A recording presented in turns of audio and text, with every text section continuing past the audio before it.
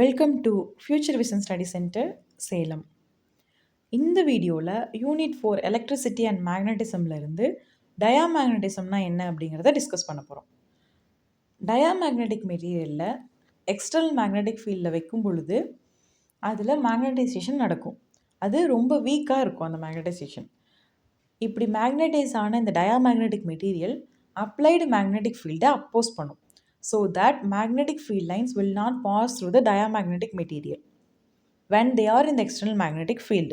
So இதனுடைய susceptibility value வந்து 0 கம்மியாக இருக்கும், தட் இஸ் நெகட்டிவாக இருக்கும். அண்ட் இந்த diamagnetic property temperature independent, it will not depend on the temperature. இந்த டயாமேக்னெட்டிக் மெட்டீரியல்ஸ்க்கு என்ன எக்ஸாம்பிளாக சொல்லலாம் அப்படின்னா வாட்டர், காப்பர், கோல்ட், பிஸ்மெத், கிராஃபைட் இதெல்லாம் எக்ஸாம்பிளாக சொல்லலாம். இந்த டயாமேக்னெட்டிக் மெட்டீரியல்ஸ்க்குன்னு சில ப்ராப்பர்ட்டிஸ் இருக்குது, அது என்னன்னு பார்க்கலாம். இந்த டயாமேக்னெட்டிக் மெட்டீரியல்ஸில் மேக்னெட்டிக் டைபோல்ஸ், பெர்மனன்ட் டைபோல்ஸ் வந்து இருக்காது. ஸோ தட் பெர்மனன்ட் டைபோல் மூமெண்ட்டும் இருக்காது, நெட் மேக்னெட்டிக் மூமெண்ட் வந்து 0வாக இருக்கும். நான் யூனிஃபார்ம் மேக்னெட்டிக் ஃபீல்டில் இந்த டயாமேக்னெட்டிக் மெட்டீரியலை வைக்கும்போது அது மைக்ரேட் ஆகும், ஸ்ட்ராங்கர் பார்ட்லேருந்து வீக்கர் பார்ட்டுக்கு மைக்ரேட் ஆகும். And diamagnetic material external magnetic ஃபீல்டில் வைக்கும் பொழுது அது மேக்னடைஸ் ஆகும். அப்படி மேக்னடைஸ் ஆகும் பொழுது எந்த டைரக்ஷனில் மேக்னடைஸ் ஆகும் அப்படின்னா அப்ளைடு மேக்னெட்டிக் ஃபீல்டுக்கு ஆப்போசிட்டான டைரக்ஷனில் மேக்னடைஸ் ஆகும்.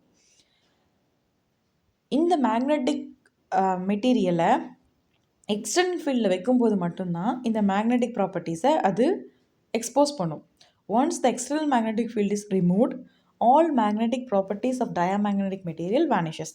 ஸோ எக்ஸ்டர்னல் மேக்னெட்டிக் ஃபீல்டை ரிமூவ் பண்ணிட்டோம் அப்படின்னா இந்த டயாமேக்னெட்டிக் மெட்டீரியலுடைய மேக்னெட்டிக் ப்ராப்பர்ட்டி ஃபுல்லாக ரிமூவ் ஆகிடும், வேனிஷ் ஆகிடும். ஸோ இதில் ரெசிடியூ மேக்னட்டிசம் இருக்காது. ரெசிடியூவல் மேக்னட்டிசம் அப்படின்னா எக்ஸ்டர்னல் மேக்னெட்டிக் ஃபீல்டை ரிமூவ் பண்ணதுக்கப்புறமும் அதில் மேக்னெட்டிக் ப்ராப்பர்ட்டி இருந்துச்சு அப்படின்னா அதை தான் ரெசிடியூவல் மேக்னட்டிசம்னு சொல்லுவோம். ஆனால் டயாமேக்னெட்டிக் மெட்டீரியலில் எக்ஸ்டர்னல் மேக்னெட்டிக் ஃபீல்டை ரிமூவ் பண்ணிட்டோம் அப்படின்னா ரெசிடியூவல் மேக்னட்டிசம் இருக்காது. எல்லா மெட்டீரியல்ஸ்லையுமே இந்த டயாமேக்னட்டிசம் ப்ரெசென்ட் ஆகிருக்கும், வெரஸ் பேராமேக்னட்டிசம் அண்ட் ஃபெரோமேக்னட்டிசம் ப்ரெசென்ட் ஆகிருக்காது. இப்போ பார்த்தா இந்த கான்செப்ட் வச்சு ஒரு கொஷின் டிஸ்கஸ் பண்ணலாம். What happens to the magnetic properties of a diamagnetic material once the external magnetic field is removed? External magnetic ஃபீல்டை ரிமூவ் பண்ணிட்டோம் அப்படின்னா டயாமேக்னெட்டிக் மெட்டீரியலுடைய மேக்னெட்டிக் ப்ராப்பர்ட்டி என்ன ஆகும் அப்படிங்கிறது தான் கொஷின். ஸோ அது வேனிஷ் ஆகும் அப்படிங்கிறது தான் answer. All magnetic properties disappear completely. Option C is a correct answer. Next எந்த கான்செப்ட்லேருந்து உங்களுக்கு வீடியோஸ் வேணும் அப்படிங்கிறத கமெண்ட் பண்ணுங்கள். தேங்க்யூ.